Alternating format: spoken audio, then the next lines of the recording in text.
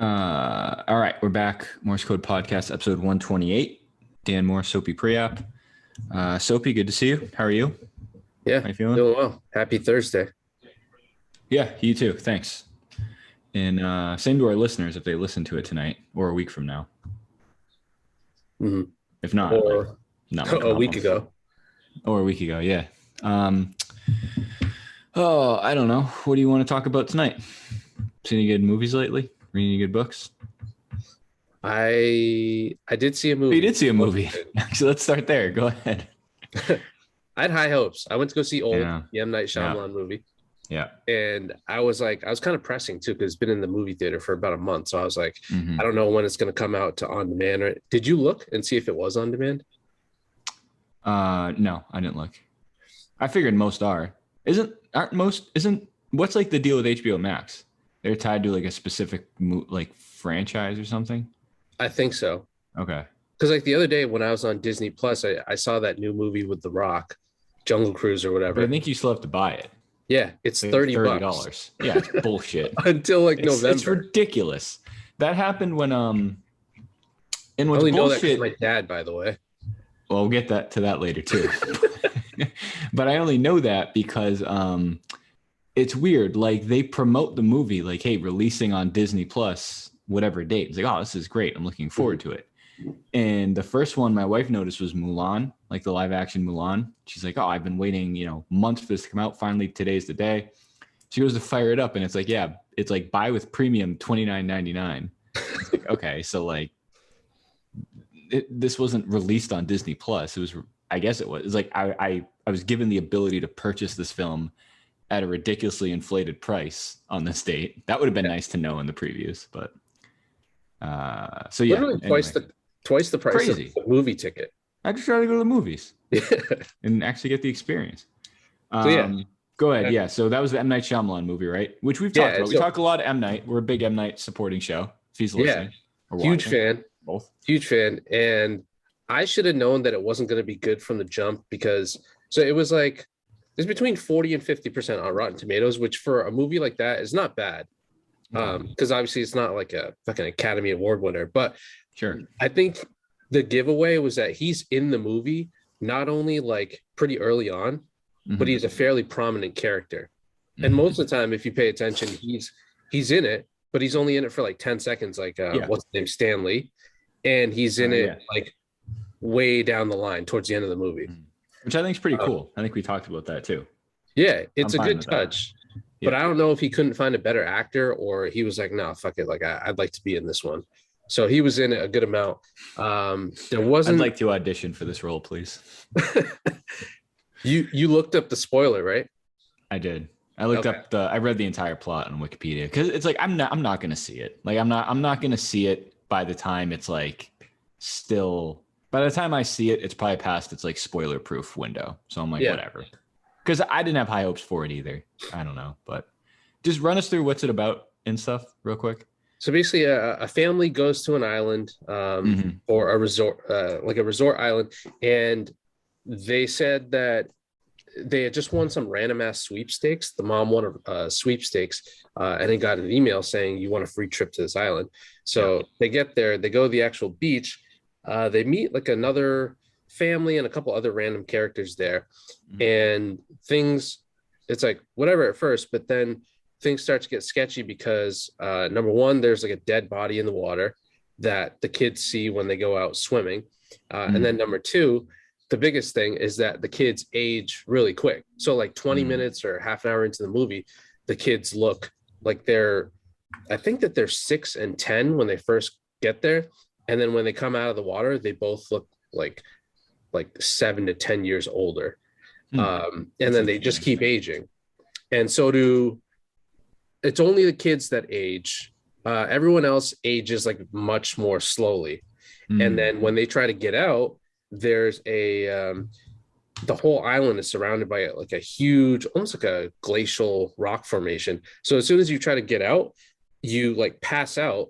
I think you start to get dizzy, you pass out, and then you just can't get out. So they're trying to figure out what's going on. Long story short, the spoiler is that this island has some sort of You can if you want, but you don't have to. Oh, okay. I don't know. I don't know. Again, I don't even know how popular this movie is. I don't know how many people heard about it, but it's a typical M. Night Shyamalan movie. Like, yeah, I think I said this before. It's like the movies aren't great, but they're definitely dependent on it. Like the twist can make or break the movie. Yep. It's hit or miss. It sounds like this one was a miss. Oh, in this movie, so not only was the twist not great, but it actually reminded me in terms of stress level of Uncut Gems. Ooh, The whole time, I was just like kind of annoyed and on the edge of my seat, but not in a good way. And then they did this thing where it was almost like that circle or that trick in that 70s show where they just go around a circle in the basement and just pan around. But they kept doing that and making everyone look super blurry. So it was like, that was annoying and weird. And also there were so many people talking in the movie theater, like the loudest I've ever heard people talk in the movie theater. What is a movie theater like now? I mean, it was half to 3/4 full, and that was a Tuesday night. But it was weird because I feel like most of the time when people talk in the movie theater, they're whispering, but you can just hear them. But these were people where like you could hear the bass in their voice. They were just having a normal conversation during. Awful. Like this isn't the type of movie that you can do that. Any movie really, but especially. I know what you mean. It probably doesn't bode well for the movie. No. Like if you're able to have a conversation during it. Yeah. You know what I mean? Like you can't. That's not a true sign of a good movie. Where I'd rather just shoot the shit with someone sitting next to me. Dude, we just kept doing the peek your head like a fucking goose every time. Yeah. Nice move. It didn't work. And then eventually the entire row was talking. It was unreal. I thought about like whipping out my flashlight and then giving a big shush, but I think the main instigator was so far away, no one would have known who I was shushing. They would have been like, all right, what's his deal? Yeah, right. Yeah, right. Fair. What's his problem? Weird if like a stranger sitting next to you just like randomly started making small talk with you during a movie, like asking like what you do for work, like on a plane. You've been here before? Yeah. What's your favorite level of incline on the seats? Shut up. Movie's on. Oh, and that's another thing. The first thing that happened when we got there was a guy. So I was the very end seat on the right, and a guy came up, and I heard him kind of almost muttering to himself, and he was like, "I think he's in my seat." That's what he said. God. And I was like, "I know that I'm not because I bought them ahead of time." And I was like, "Oh, what's up, dude?" And he goes, "Oh, I think those people are in my seat." And and so he goes like 2 seats down, and he goes, "Yeah, I think you might be in the wrong place." And they go, "Oh, yeah, I think we are too, but the seats that we have are the ones like right in front of us in the next row. Like, do you want that instead?" So it's like, all right, what was why did you do that? What was the difference? Wait, so you guys weren't in the wrong seats? We were in the right seats. Right. These people next to us were in the wrong ones, but they intentionally like stole this guy's seat. And it's like, what's the difference between one row in front and one row back? Like, why did you have to steal this guy's seat? Right. I guess like they just didn't feel like making the effort to walk down the extra row. I guess it's not that different of a vantage point. I do hate that at like sporting events, like when someone is in your seat, it's like, ugh, like come on, like it's like you're not. That person knows they're not in the right seat. It'd be impossible. Yeah, but like, I think they just make like first come first serve at like stadiums. Just like open the doors and like let them figure it out. What do you think is the worst? I think we talked about this before, but airplane seating, stadium seating, or movie seating in terms of like the hassle and shit.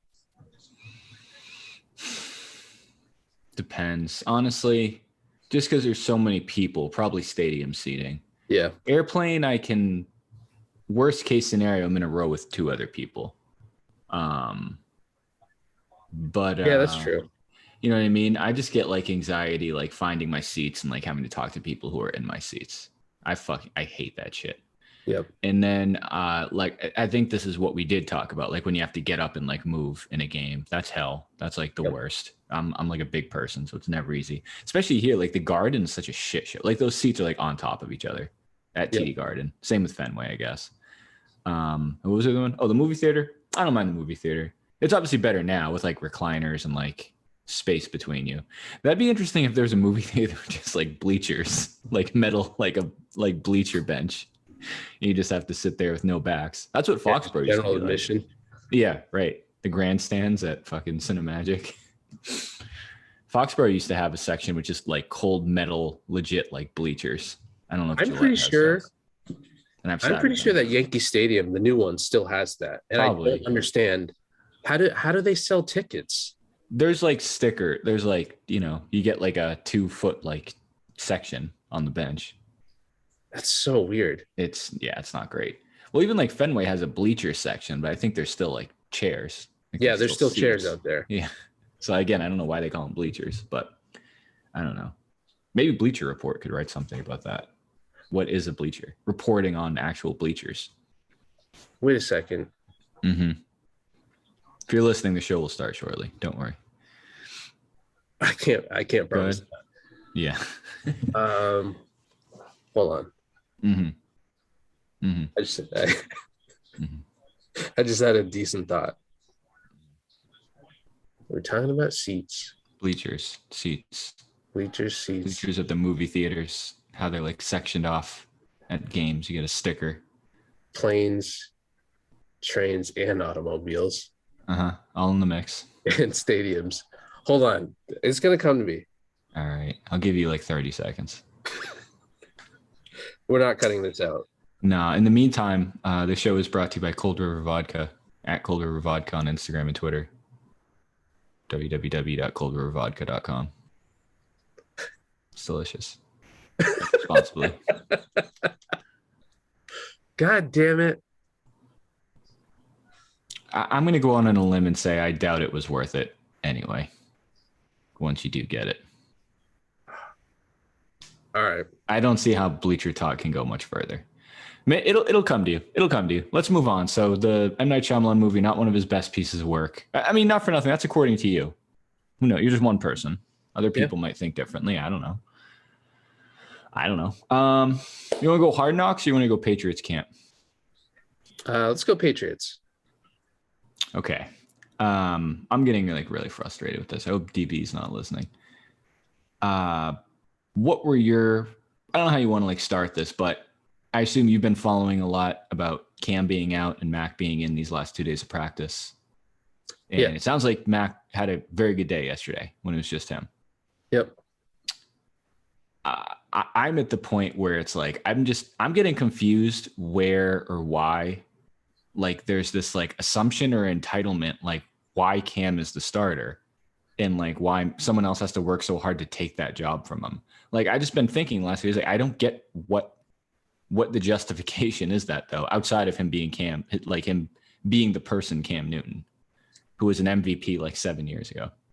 Yeah, I don't understand how one of the worst historically at the position players somehow has a stranglehold on the quarterback on QB1. I don't get why this is the guy, especially the Patriots of all teams, are like going out of the way to protect. Like, imagine if anyone else like had any sort of like COVID issue, like you're off the team. Mm-hmm. Remember that Jonas Gray ran for like 400 yards, was 5 minutes late, and then was literally fired from his job in a span of 48 hours. I think it's I could be wrong. I probably am wrong. Yes. I think it strongly maybe correlates with how positive Cam talks about Belichick and the Patriots. It's definitely Bill. I don't, for sure. And I've listened to, I know this isn't like the best stuff to base it on, but like Boston Radio, Felger and Maz has been on it for a while. And obviously they're very heavy Mac, negative Cam, which is what it is. But just this stuff, like just thinking back, like the COVID stuff, and I'm telling you, this isn't like a vaccine rant, but it's about like, I think I said this earlier, like understanding the rules. Like if you're Cam, like what was a big turning point last year? Cam being out for COVID. Like you can argue that pretty much fucked our season because he was playing decent. Like he was playing decent enough to get us to where we could have been. It was just literally all downhill from there, from being out for COVID and then playing through COVID, whatever. Chose not to get vaccinated, whatever. Don't want to get into that. But like, if you're Cam Newton, and I think you talked about this too when you were talking about Brady, like wouldn't you take every step imaginable to get this job that you want so badly? Like, the Patriots are the last team to give this guy a chance. Like, if he gets cut from the Patriots, he's not starting anywhere else. I don't even think that's a realistic at all, unless someone dies or gets hurt, or both. Dies, gets hurt, which leads to death. Cam might be a viable option. But the fact that, like, he doesn't know, like, the ins and outs of the COVID protocol for non-vaccinated players, like the back of his hand, just drives me nuts. Because if you looked into the story of, like, why he's out, it was so stupid. And this is what people are pushing back on. They're like, well, you know, these rules by the NFL are so stupid. It doesn't make any sense, which I kind of agree with. But that's not going to change. Like, these are the rules. The fact that Cam doesn't know them, and that he like left town and basically got a COVID test at somewhere that he wasn't supposed to get one, pretty much, right? Or like that wasn't part of, okay. That, I think that rule is stupid, but how do you not know that? Like, how do you risk doing that? I kind of hope it happens. He's going to lose his job. He could lose his job for something that's stupid. And that's just one bonehead thing after another since he's come here. You know, like when he got COVID last year, he was out at dinner. You shouldn't be out at dinner if you can't not go out to dinner for 4 or 5 months. That's a problem. Your main priority isn't being starting quarterback for the Patriots, the last team to give you a chance. It's really weird for guys to just like fuck up their money on purpose like this, where so stupid. No matter where you stand on any of this stuff, isn't money at the end of the day the most important thing that we all think about? So who gives a shit? Like, why wouldn't you just practice and know all this stuff like the back of your hand, like you said, or the front of your hand, depending on your religion? I'm not there yet, but it's coming. He should know both, front, back, side to side. And of course, the other thing is you can just get vaccinated. Like, if you really cared about it, you get vaccinated, and you wouldn't have to worry. This wouldn't be a talking point. You know, it's like, I just don't. He hasn't shown anything towards the notion that he is like the no doubt starter. Like, I don't get why there seems to be such a gap between what Mac Jones is doing and what Cam Newton is doing now and what has done last year. I don't know how he got re-signed in the first place. Like, people have kind of stopped talking about that. I don't know where that came from either, but it happened. We're here. And the difference is last year too, obviously. He sucked last year for sure. But at least last year we knew, again, after the Chiefs game, there's really not another option. It's just hope this guy doesn't suck too bad. Unfortunately, he did. This year, there's not even an unknown. Like, there's a high prospect out of the draft, played at a major program, won at a major program, and he's having a good training camp. I just don't. Any other year, I feel like this guy would be cut. Like, if this was Jared Stidham, if this was Hoyer, if this was maybe Jimmy, Ryan Mallett, who else? Jacoby Brissett. He would have made a pass. Yeah, he would have made it. Yeah. But seriously, it's like, what are we doing? I think I've said before, like, Tom could have the last 20 years, Tom could play 2 preseason games ago. 0 for 20 with 20 picks, and it wouldn't matter. This is different. And it's just, I don't know, it's just starting to frustrate me because it's like there's just so much entitlement around him and like his role with the team, and outside of like his weird cryptic like Instagram posts, I don't see any leadership he's shown. Like, this is a terribly, whatever, like I said, this isn't about the vaccine.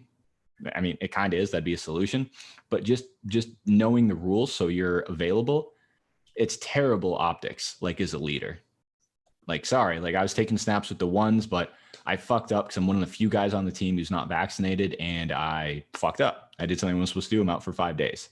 I'm just sick of it being deflected to, well, it's the NFL's fault. It's a dumb rule. For sure. Very dumb rule. But you still have, I don't get it. You still have to follow the rules. Like, we talked about how dumb the rule is, like, when you fumble the ball through the end zone, it's a touchback. Very stupid rule. I hate it. You still can't do it. Like, that, you have to follow the rules. I'm at a loss when I hear like pushback on this. So at this point, like, I have no sympathy for Cam whatsoever. Yeah, the NFL is. I didn't mention this either. Like, he stinks. Like, he's not having a good training camp. I was going to say maybe that plays into it where he thought because of that game where that was his best performance as a Patriot, It's which is crazy to say. Six plays. Yeah. Yeah. Oh, it's definitely his best game as a Patriot. What do you go like 8 for 10 in preseason game number 2? Yeah, He got a little cocky, had some drinky drinks, and then forgot what he was doing. Yes, it's not great. I mean, I'm trying to think. Like, I don't think there's a player in the NFL whose COVID has had a bigger effect on. Like, it ruined his 2020. It's not helping his 2021. And if anything, I say all that to say this. I still, honestly, I think Cam still starts week 1 unless something crazy happens on Sunday in the Giants game or something. But at least now I'm confident, or I think we should be confident that, like, if he comes out and doesn't look, if he doesn't look great against Miami, or if they could lose to Miami, like I feel like a lot of people are saying, hey, it's, there's a good shot at 3-0 going into the Bucs game. Maybe, but Miami's no joke. I think it's Miami, New Orleans, and the Jets, right? I might have flip-flopped one of those right. with the Texans. Let's say it's those 3. I think they can beat the Jets. I don't see what planet the Saints and the Dolphins are are an automatic win with Cam Newton playing. Or honestly, either quarterback playing. Saints. Okay. Like, it's just so frustrating. Because the other thing is and I think I've heard people say this on the radio and talk too. It's like, well, let Cam start the season. If he needs to come out, Matt can come in and kind of will really get going like week 5 and 6. I don't think the Patriots are good enough to not value the first 3 games of the season. They're not good enough to just like the real. It's like in the NBA, like, oh, the real season doesn't start till Christmas. I mean, that's the case for like the Lakers and like the Nets and the Sixers. But if you're like a fringe playoff team, which they were last year, maybe a little worse, those early games are rather important. I'd prefer to win those games with whoever the Bucs playing, especially 2 divisional games. Yeah. If they were to do that and have him come in, let's say in the 5th game of the season right after the Bucs, that's also, and this is something that I love, but that's also punting that 5th game. Because it's like, well, that's going to be his first reps. So yeah, exactly. The first couple games that he comes out anyways, like he's going to need to work off whatever rust from having sat. So yeah, I have no idea. I also apparently go ahead. I was just going to say, sounds like his teammates like him, which is good. Who, Mac? Yeah. Coaches too. Like, what's not to like about him? He had an opportunity and he came in and fucking killed it. From again, this is all from reporters on the sideline tweeting, but the majority of people said he had a great day. I think I said this earlier. It's like the way Mac Jones's day at practice was described by reporters and numbers. I don't think Cam's ever done anything close to that. No, like all year. He's never had. I'm sick of, like, I'm not exaggerating. Like, he played some of the worst quarterback I've ever seen in my life last year. Yeah. Like we came on here every Sunday night and like laughable. Absolutely. And the numbers back it up too. But it's also like, you don't pass the numbers test or the eye test. Boy, that's not great. And you can't stay on the field because you don't know the fucking rules. Because you don't want, if you choose not to get vaccinated, I'll put it this way. If you choose not to get vaccinated, whatever, I think that should come with the assumption that I'm going to make sure I understand what do I have to do if I make that choice. You know what I mean? Like Kirk Cousins, obviously, he's been vocal about it too. But he had that weird press conference where he was like, yeah, I'll do whatever it takes. I'll build a plexiglass window around my seat at the quarterback room. Fine. Maybe that's what you have to do. Cam can't even figure out which facility to go get a COVID test at. That's so frustrating. That just really bothers me. And then like he comes out today, like everything's fine. I'd honestly, like, I'd be pissed if I'm like one of the veterans. If I'm like, who are those? Who are the twins? The McCourties. If I'm one and or both McCourties, I'm pissed. If I'm like a veteran on the offense, I'm pissed. If I'm Jacoby Myers, if I'm James White, You know, if I'm someone who's trying to get ready for the season, I'd like to know which goddamn quarterback I'm going to be working with. The O-line, Bill, Josh McDaniels. Like, I'd be like, dude, like, you already know by not getting vaccinated, this is a possibility. And we couldn't even get through 3 preseason games before it fucked things up for us. So I don't know. Like, imagine if this happened like on a Friday. Imagine this happens the Friday before the Bucs game. You have to cut. Like, I'd be like, you're like, this is strike, whatever. Like, you're out of here. You're not. And it all goes back to his, like, you're not good enough to warrant these headaches and like these things. That's why I'm so confused about Cole Beasley. I don't know why, like, Cole Beasley must be a fucking nightmare on that team. Like, whenever he goes online, it's something crazy. His press conferences, it's like, why are we putting up with this? We don't need you. Saw the numbers today about like the vaccination across the league, and I think it was something like pretty high, 93%. Yeah, which is crazy. Which then, if you look at it between Cam, DeAndre Hopkins, Cole Beasley, Cousins, and who else? Kirk Cousins. Yeah, right. Those are some, like, I wouldn't say big names, but DeAndre Hopkins, but right. those are definitely not like fringe level names in terms of popularity. No. Like, why is it that all the rest of these schmucks can get it, and it seems like it's some pretty important players who refuse to get it? 2 quarterbacks, one of the best wide receivers in the league, and DeAndre Hopkins. But I was going to say, it just seems like a very unnecessary risk to me. I don't know. I saw, this is one of the tweets from yesterday, that Mac Jones finished practice 21 of 26 in 11 on 11s. His best practice yet with the Pats against the Giants starting defense. So number one, obviously that's really good because he was playing against the starters. Yep. And number 2, Cam hasn't gone 21 for 26 when he was warming up, throwing it to like Jarrett Stidham last year when the defense was on the field. I'm sure if you look at those numbers, his best stint was probably like an 8 for 14 or something. I think he goes like 23 for 34, like tossing the ball up to himself on the sideline. 6 or 7 times it like dunks off his helmet and he has to go walk over and pick it up.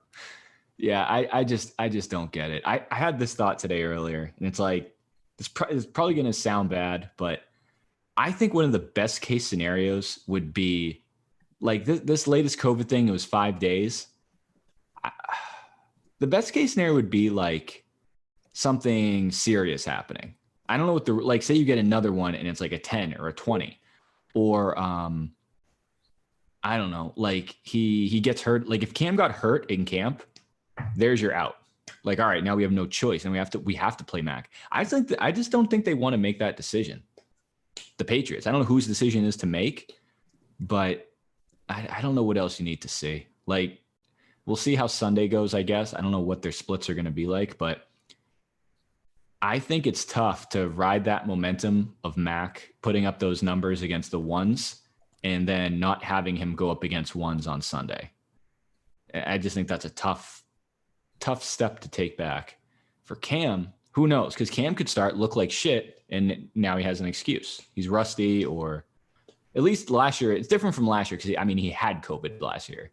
I don't think we mentioned that. It's not like he got COVID this summer. He just, which is almost even worse. He just didn't understand the COVID protocols for non-vaccinated players. But I don't know. It's just getting super annoying. At this point, I guess we'll see how like the Miami game goes. My biggest fear is like Cam plays okay, whatever that looks like against basically like how he played against Miami last year on week 1. He played pretty good. I think he had like a couple rushing touchdowns, and they won. I don't think they won comfortably last year. I think they won by like 7 or like 10 or less. But say he plays decent and they win by like 14. They beat the Jets because they should. And then they beat New Orleans. They cover the spread in all these games, assuming they're favorites, which I don't even know if that's true. And Cam looks okay. Now I think that's makes it even harder to make the decision. If they're 0-2, 1-3, it's a no-brainer. Like, no-brainer, you're out. But and I think Mass was talking about this. I also get annoyed too. I think people put a lot of emphasis on the Bucs game too, which, timing wise sucks. It's week 4. I'm talking about? People are like, well, you can't put Mac Jones in the Bucs game or the Brady game. Like, why? They're not going to win that game no matter who starts at quarterback. Yeah. It doesn't. Whoever starts a quarterback is going to get like their shit handed to them all night.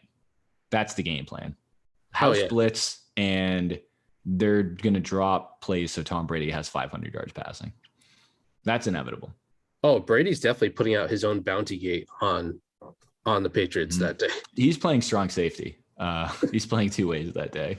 He's going to come in and just freaking take out Cam. Like who broke Brady's ACL in the Chiefs?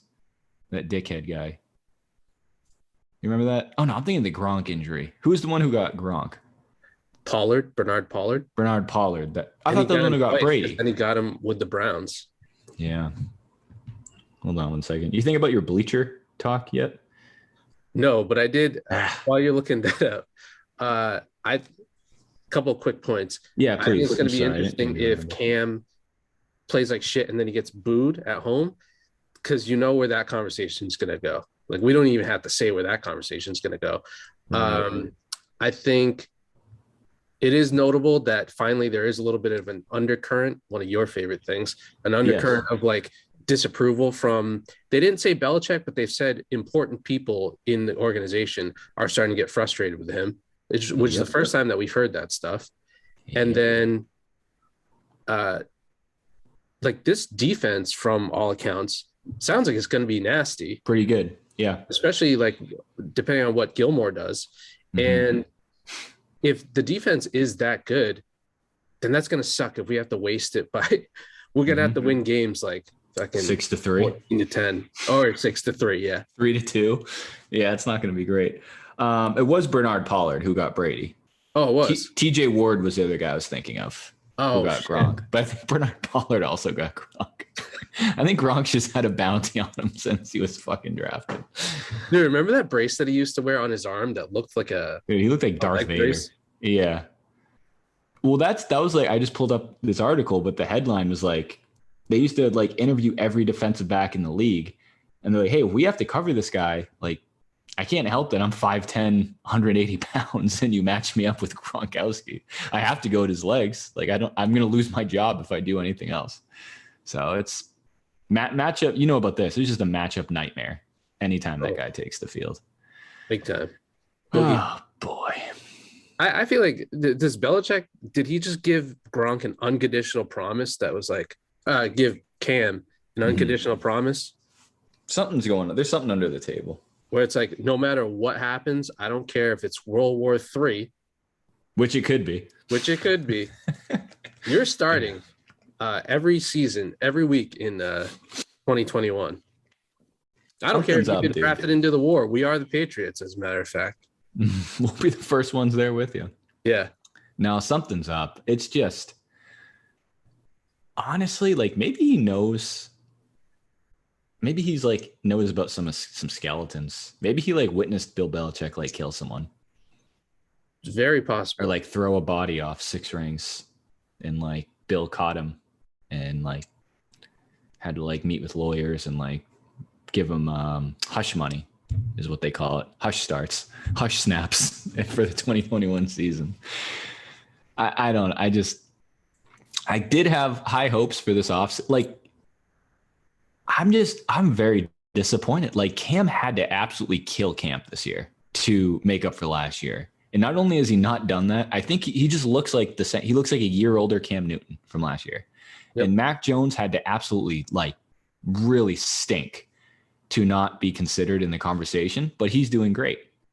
So I just don't, this is going to sound stupid, but I feel like there's one player playing very well, one player who stinks and is older, and is a COVID liability, and they're leaning towards the latter. It's very strange.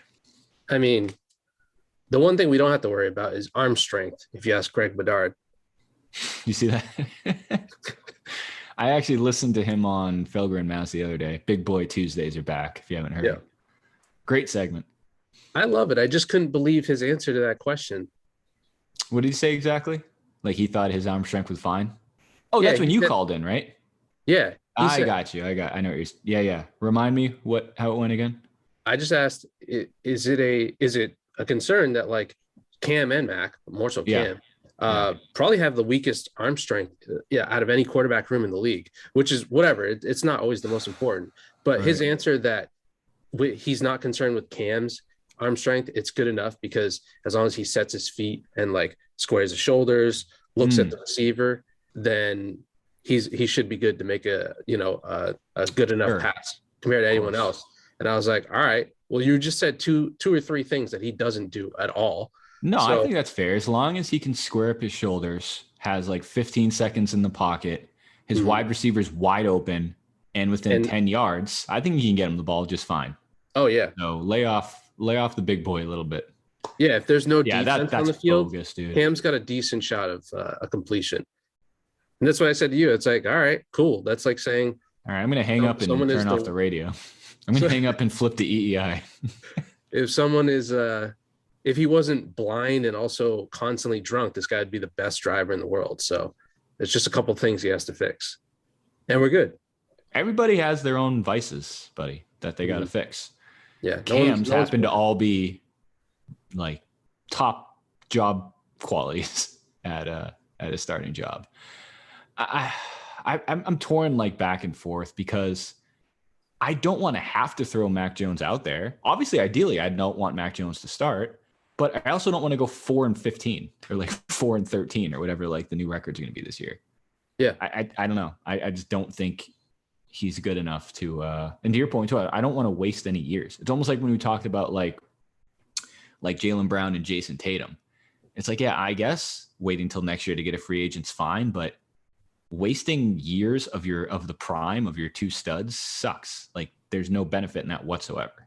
That seems like a very passive move. Yeah, I imagine those players that you're wasting it on don't appreciate it. It actually reminds me of the Red Sox a little bit, like an old school Pedro comparison where he'd strike out 15 every fifth day, have an ERA of like 1.8, but then the team would put up one run. Have a negative run support. Yeah, terrible. Absolutely terrible. I actually did have a good we can transition. I did have a good Red Sox thought, and I think you tweeted it the other day. Hansel Robles has to get some new walkout music. That's one of the more insulting things I've ever seen in my life. He must be going for irony because I don't know what the hell else that's about. It also reminded like that is awesome. Like a closer coming out to the Undertaker's music is so cool, and I can't believe it's never happened before. Yeah. And there's obviously only one person I think who could pull it off, Rivera, who retired quite some time ago, but he had Enter Sandman, which is pretty cool too. Yep. It'd be way cooler if like all the lights go out, you just hear like the gong, and then your closer comes out. That would be like a top 5 coolest things in sports history if they were good. Like if they were lights out. Like I'm trying to think who else could ever even do that besides Mariano Rivera. Remember Eric Gagne on the Dodgers? I would say prime Eric Gagne. Brian Wilson might be able to pull it off. The Giants reliever. K-Rod might be able to pull it off. Kimbrel maybe. Who was the Red Sox like before Kimbrel? Who was their most recent really good closer? My mind is going back to like Derek Lowe when he was still a closer. Keith Falk was on the first World Series team. Then they had the Japanese pitcher. He was on the World Series team. He was awesome. Yui was good. Are you thinking of Uga Urbina? Oh, he was nasty. Yep. Guapo would be another good one. Rod Beck. Rod Beck looked like the fucking Undertaker. He would be a good one. You should have an ERA cutoff where it's like, no, you don't get a song. Nah, you just walk your fat ass out of the dugout or out of the bullpen and try not to give up 10 runs. So I thought you were going to go, when you said like it reminded you of the Red Sox, I thought you were going to go in a direction of like what they did this year, like a really pretty good team, and then just not rewarding them whatsoever with new employees who could help them. That has to be frustrating as hell. Like if you're Xander Bogaerts or Rafael Devers or whoever, it's like, okay, like I obviously can't sign these players myself.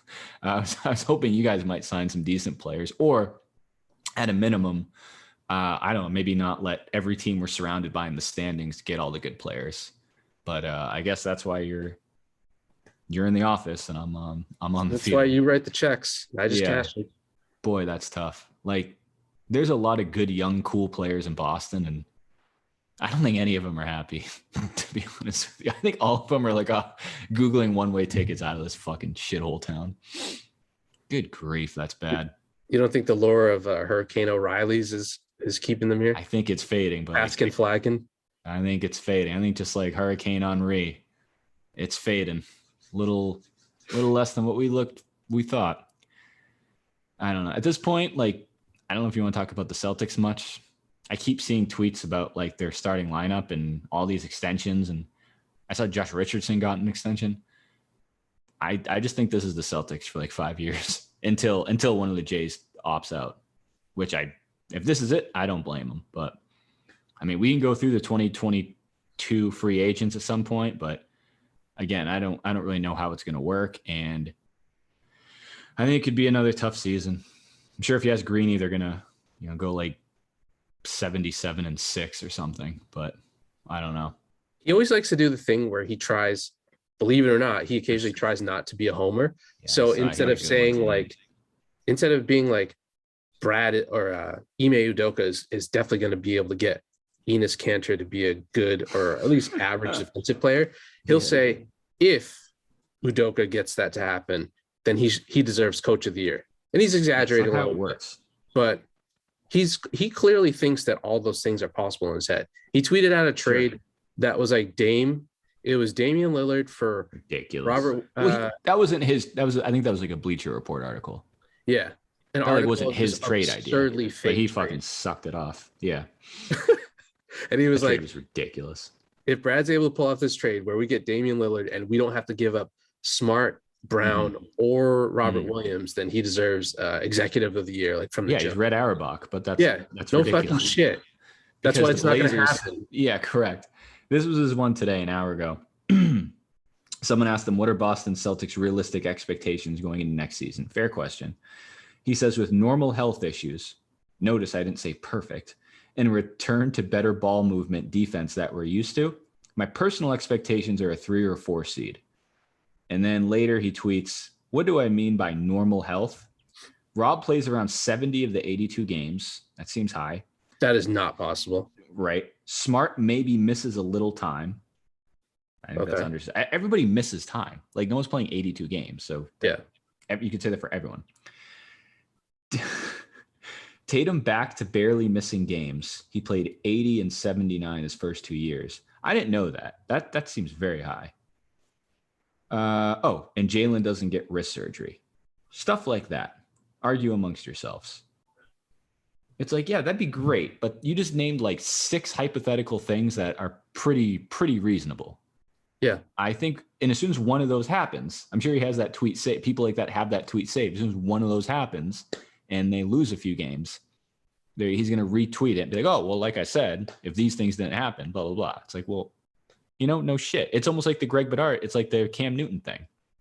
It's like, if he has 10 seconds to throw and his receivers are wide open and blah, blah, blah, he's pretty good. It's like, well, yes, but those things probably aren't going to happen. Yeah. If Robert Williams goes 50, 40, 90 from the field, wins MVP. If Robert Williams turns in David Robinson over the fall, then I think they might be pretty good. Somehow wins 2 depoys in 1 year. You got a shot at that hasn't been done in a while. Oh, yeah. No.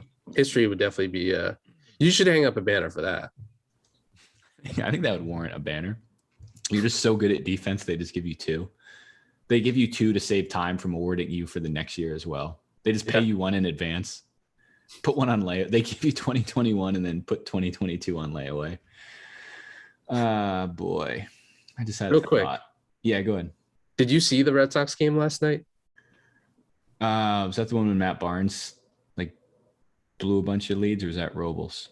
Robles. Yeah, that stunk. That was terrible. Before. And they were saying they stink. Like, they're not very good at all. Like I kept it on afterwards, and when they went to the post-game show, they were saying that if they had won it in the 9th, that it would have been one of the best wins of the season. That's ridiculous. Which is still false because this team still blows, number one. Right. And the Twins blow. So Correct. That's not impressive. Like, yeah, you got yourself behind. It's not that much of a feat to beat the fucking Minnesota Twins at home. Last night was the epitome of a mid-August like regular season baseball game. Literally meant nothing either way. But it was that would have been the best win of the year. He said it would have been up there. Who? Tom Caron. Oh, no shit. That guy's a fucking bozo. But dude, that 10th inning was hilarious because obviously I wanted the Red Sox to win, but once they gave up the first home run to Josh Donaldson, make it 6-4, and I was like, oh, nice. After like what we thought was such a cool 9th inning was Schwarber hitting his first home run to tie it. Yep. And then the other guy hits an opposite field, I want to say, and like it was a tank to make it 9-4. I was like, all right, this team is fucking stupid. That's happened a lot this year, like close games, and then like the 8th or 9th inning. It happened to the Rays a couple series ago. It was like 4-4, and then not in the 8th. And I refreshed my phone, and it's like 9-4, like that. Like they give up a lot of runs very late, very quickly, which I don't have my calculator, but that formula can't be good. No, if only there was a way to acquire other players, and maybe there was like a cutoff in terms of the date by which you could do that in the season. No, but we'll never know. Well, I mean, they pretty much signed Chris Sale at the trade deadline. That's the way they were thinking. That's how you have to look at it. If you don't, you're stupid. So that's that. Oh, and they signed Travis Shaw. Yeah, Sale's going tonight. So 2-1 Twins in 11. Do you want to touch on Hard Knocks at all? Yeah. Okay, I watched episode 2. You said there's 3 out? There's 3. Yep. Damn, my bad. Did anything really, really good happen in the third one? I only watched the first half of it. So far, no. Okay. Yeah. Except they focus on the guy from episode 1 who was like, I want to try the cake. Oh, nice. Yeah, I could use more of him. That huge like lineman who was sweating his ass off on the field and looking over from like 40 yards away at the birthday celebration for Dak. And it was just like, I want to try the cake. So I'm curious, like last time, I noticed we each like took down a few notes, but a lot of them were mutual. I only wrote down 2 things. I'd be curious if you noticed the same. This one, I'm pretty sure you did. Do you think it's weird that Jerry Jones and Michael Irvin just like FaceTime what looks like routinely in Jerry Jones's office? Oh, I thought that was weird. That's like one of the few things I wrote down. I didn't have that one. Like, do you think it's weird to just keep in touch with your old boss from like 30 years ago and like give him like help him do his job, I guess, or whatever? I think they were talking about CeeDee Lamb, which I think will be a good character too. Yep. But yeah, I thought that was weird. The other one I'll go into later, but what else did you jot down? It was pretty good. It seems like a big part of the episode was like the preseason game, which I said last time. I don't care about the game. Like the games are boring. Yeah. I care about camp. I care about the action. Yeah. So that's a good one. I would say in terms of like my explanation for that, Michael Irvin once got in trouble for. Oh yeah, sure. So mutual interests. Yeah, and they just showed Jerry's to plug like the PG part of the conversation. So I don't know. Did you see? I don't know if it was in the episode, but I know it's going around. Jerry Jones is like a big pro vaccine, like going on radios and like that. Talk about an underdog. I never saw that coming. No kidding. In Texas, nonetheless. But I think it also goes back to your theory of like whatever we need to do to win, like it's going to happen. Yeah, because he's probably thinking like, hey, if you don't get other teams around the league with the same. He's like, plenty of other teams in the same situation. So this might be the best time, our best opportunity to win if another team has a quarterback that's out or something. So good point. Yep. Good point. Lone survivor. I had the scene with Ben DiNucci, the third string quarterback. Yeah. So I wrote down the quote. First, they showed him in the Hall of Fame game. And it was one of those slow motion highlights where he's about to drop back for a pass, and before he can let it go, he gets fucking clocked. A folding chair. Yep. Those in slow motion look so good because the face like fucking oscillates it's terrible. It was like dropping a pebble into water and your cheeks just like shake from getting your bell rung. Their neck snap back. The good ones are when you see like spit like come out of like the front of their helmet. NFL is so fucking ruthless. Like those guys who edit those films are just psychopaths. Dude, remember Tom Savage a few years ago? Tom when he was Savage. literally seizing on the field. Yeah. That was one of the scariest things I've ever seen in a pro game. Yeah. Well, we talked last year about like Alex Smith's big return against the Rams. Oh my and God. like it was like Mick Foley like in the crowd, like just at like a feature on Alex Smith's wife, probably just like, great, like I'm gonna grow up a widow because you fucking people can't convince my husband to retire. But yeah, those NFL is just a very, like, I think we've said this before, like I don't know what makes that okay, and like just like gladiator like battles. Like, yeah, there's like 4 or 5 referees on the field, I guess. And I guess there's been some modern advancements to helmets and protective equipment, but boy, it's tough. Tough night for DiNucci. DiNucci, man. It was crazy when I watched the E60 on Alex Smith, and they showed his leg when it was at its worst point of infection. And it honestly looked like a sausage that had the casing ripped off. It was just I don't get it. Like, did he sign a huge contract or something? Like, that can't be worth going back out there. It's not like he was 24 years old. Like, he's probably at least 10 years in the league, 7, 8 years in the league. Literally paid it back in blood. Seriously. Good God almighty, was that rough. But yeah, go ahead. DiNucci, he had some good scenes. Yeah, so they show him getting fucked up in practice, and then they cut to him in the quarterback room with either the offensive coordinator or the quarterback's coach. Mm-hmm. And they're watching film. The quarterback coach is like, he pauses the screen and he goes, "Why are your eyes even over here?" Yeah. You know what I'm saying? There's nothing over here that's going to help you do anything else. Does that make sense? And then they pan the camera to Ben DiNucci, mm-hmm. and it's silence. And it reminds me of like, he kind of nods and smiles like, yeah, that's a good point. And it reminds you of like, if you're in a loud bar and someone comes up to you to try to strike up a conversation, you have no idea what they're saying, but you just nod anyways. That was Ben DiNucci, because he was like, yeah, honestly, I'm not sure why the fuck I did that, but I know you're making a good point. I don't know how to fix this. Right. I mean, I'm a third string quarterback for a reason, so I don't know what you're trying to do here. I don't know what your ceiling is with setting some time aside with me, but I'm just trying to play chess with my teammates and try to keep my spine in my body for the next 8 months. Yeah, I mean, backup quarterback's a good gig if you can get it. Oh, and then I also it's a great gig once the season starts, because to your point, preseason you have to play these games. That's true. Against like a bunch of rookies and young players who don't know what they're doing. Yeah, it's tough. You basically work like 3 months a year, especially if you're a third string. Like if you're a third string quarterback, like you're good. Like there's a lot of shit that has to fall in place for you to actually have to do anything. And yeah, you get to wear that nice red jersey, sideline hats in practice. Oh yeah. Sideline hats in the game. Those are always fire. Updated thoughts on Coach McCarthy after a couple of weeks? So that was the only other thing that I had, okay. Which was there was no mojo moment. No, not a one. Instead, it opened with something pretty serious where he was talking about like how they played like shit in the last game and they had a bad week of practice. Yeah. And he's like, yeah, we're trying to win. We're a popular team.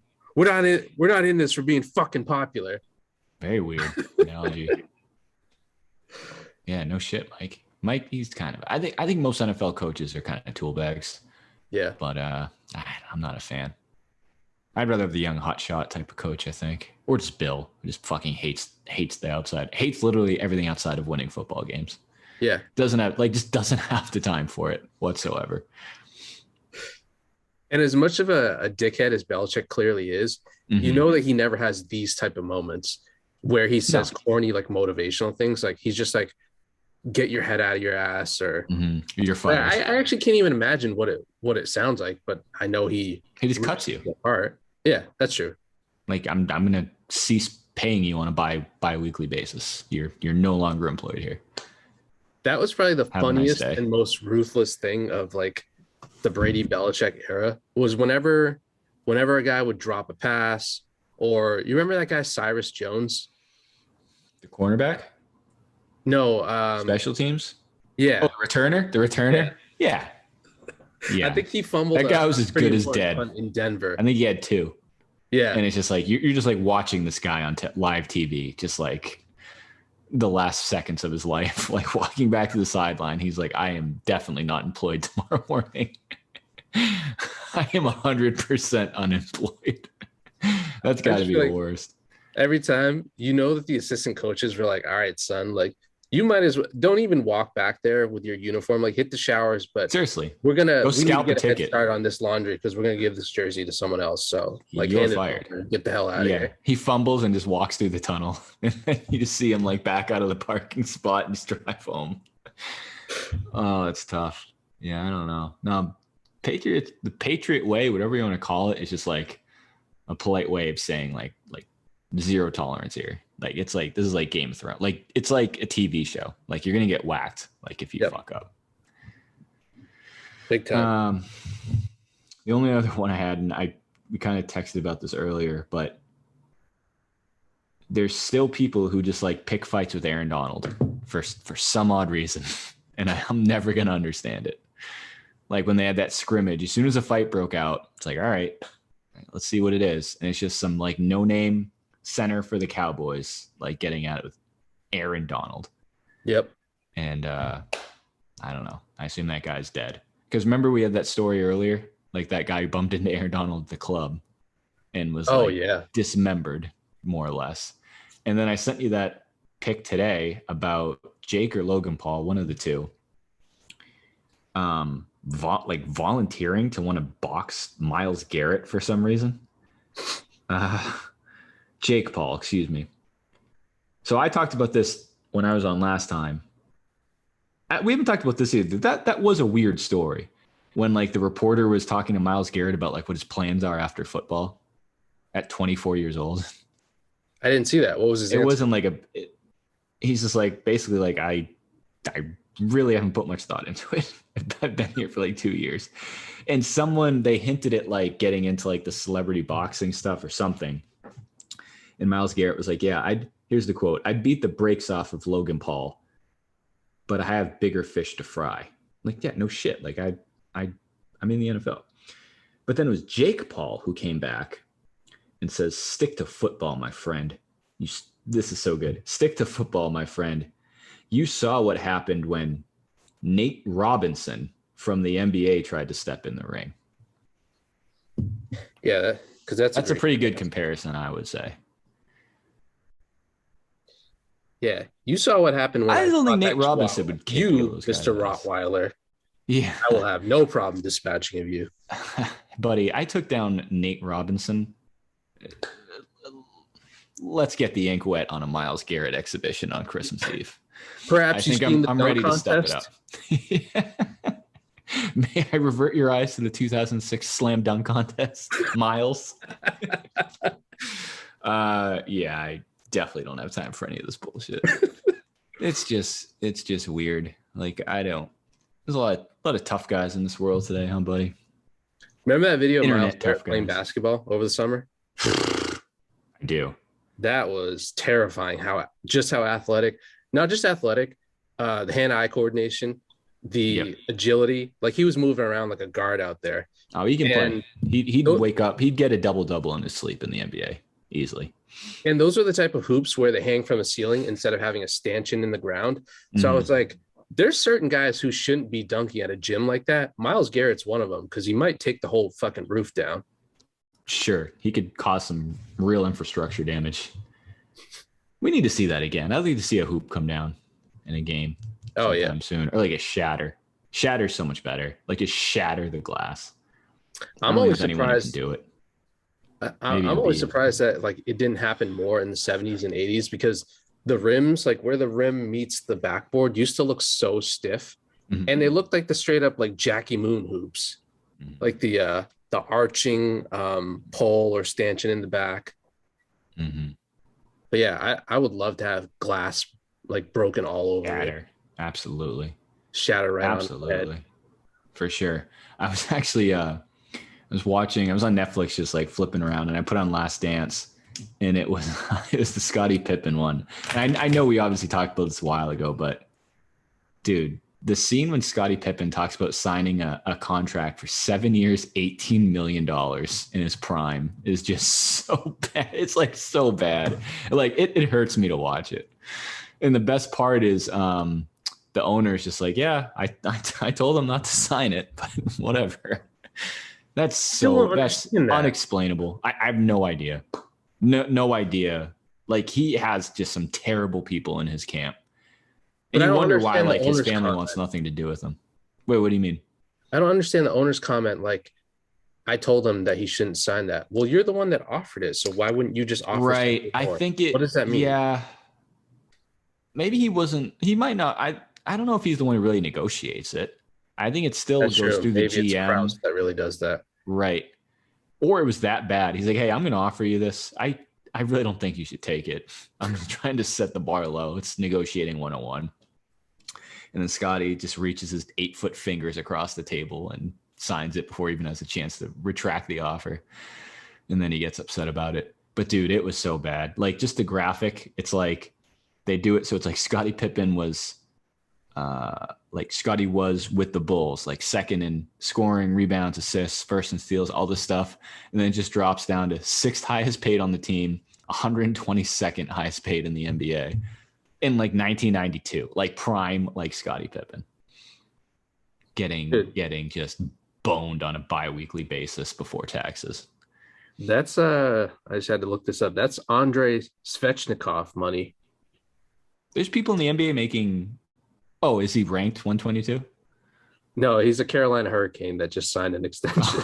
Gotcha. He's actually an all-pro hockey player. Yeah, I assume the money had to be comparable from hockey in 2021 to basketball in 1991. Let me look that up. What's the highest paid player in the NHL? It might be Ovechkin. I saw he just signed something that was like 6 figures. Yeah. It was something like 50 million over 6 years. Let's see. NHL highest players. You look that up. I'm going to see what this guy's coming for. Highest paid players. Excuse me. Sorry, Google. Alex Ovechkin. Oh, NHL's highest paid players. Austin Matthews, Toronto Maple Leafs. Total earnings, $16 million. Salary, $13 million. That can't be right. $13 million? Good God almighty. $3 million in endorsements. Like what endorsements? Ovechkin, $13.2 million. Oh, sorry, salary, 8.2. 8.2 a year. Sheesh. That's Lou Williams. Love of the game, I guess. That's insane. So this guy today that is considered at least a decent signing, he signed an 8. First of all, hockey players sign basically lifetime contracts compared to the NBA. Like there's no such thing as a 1+1. But he signed a 8-year contract that's going to pay him $7.75 million a year. It's not bad, but I assume he's probably like an MVP candidate or right. I can't even get the baseball things to go down that low. Mike Trout's making $37.5 million this year. While Ohtani's making like 2 or some shit like that, I assume. It only goes down to the top 25, which is Joey Votto making $25 million. Jose Altuve, Chris Sale's making 30. Trevor Bauer's making 31. Baseball's absurd. I don't know where this money comes. I think baseball's like a money laundering scheme. Yeah, they're definitely not getting it at the gate. That's what I mean. I don't know how the Orioles baseball. No one goes to the game. Seriously. How do the Orioles, ton of popcorn? Rays, no idea. And even like the Blue Jays from like up until a year or two ago, how did those teams pay their players? I don't know. I don't think Raul Mondesi was putting that many asses in the seats. To think Shannon Stewart was what a great dude. Blue Jays had some great. That was like the AL East was so fun back then. Like they had such great teams around them. Carlos Delgado. Yep. It was Raul Mondesi, Tony Batista. I think Tony Batista played on every AL East team except Boston.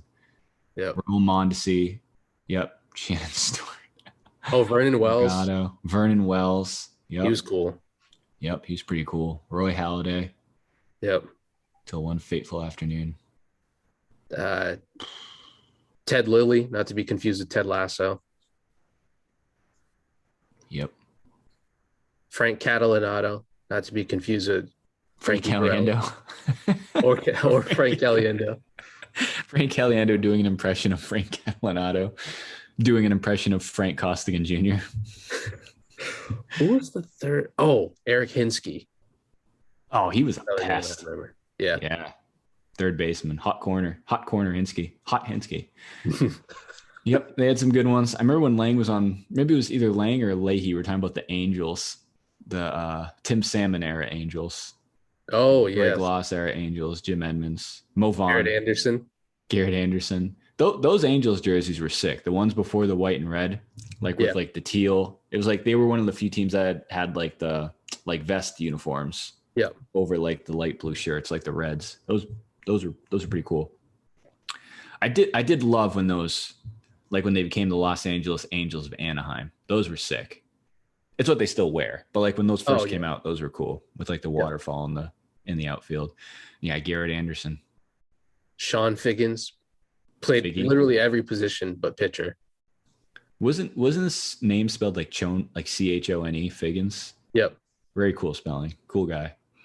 We should have. I bet we could get him on the show. I bet we could get a retired baseball player among those. Like, I bet we could get one of the guys we just named on the show. I bet we could get Shannon Stewart. Actually, not all the guys we just named we'd be able to get on the show. But there's a few we could. We could get. I don't think we could get Roy Halladay on the show. Maybe someone from his estate. I think Troy Percival is in our gettable. Wheelhouse. Big get.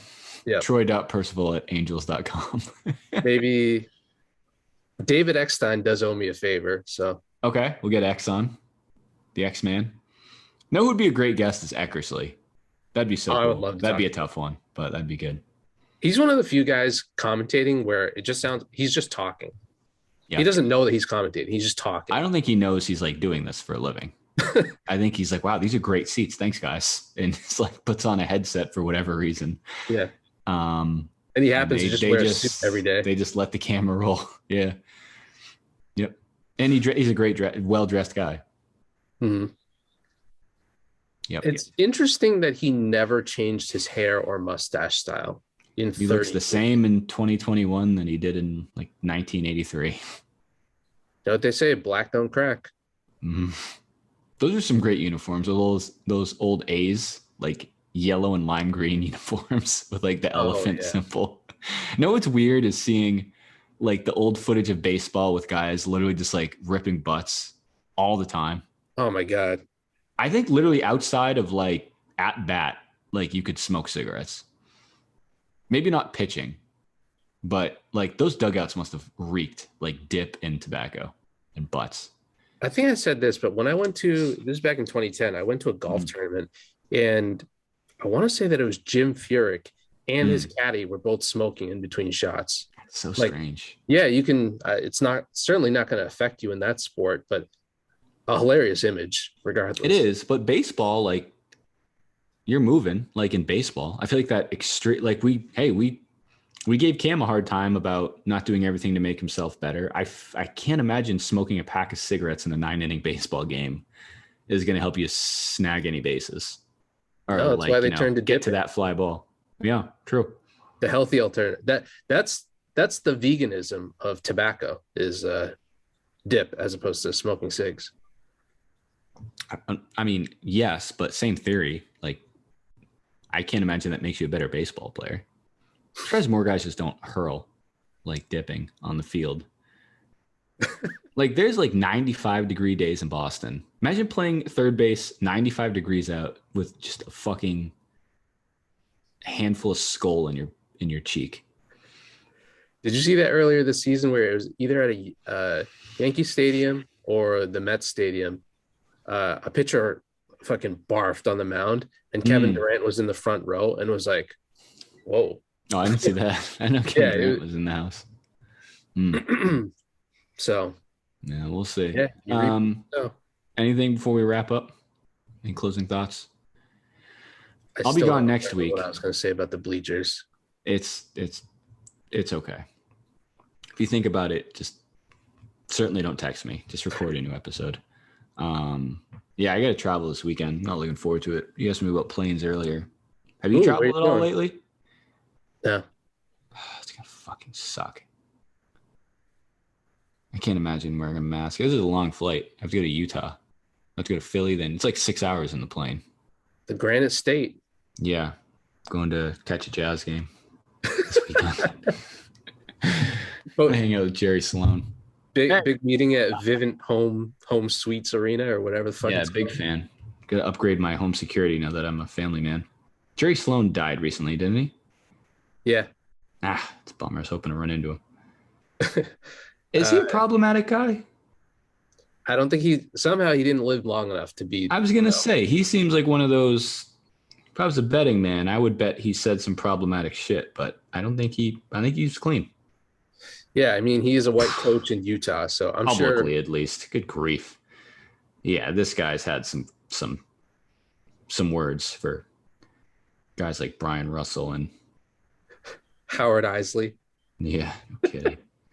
He reminds me of Jim Leland, which then reminds me of that Leland Barry Bonds video. Yeah, speaking of ripping butts, that guy just hammered him. He probably smoked a carton of cigarettes a week.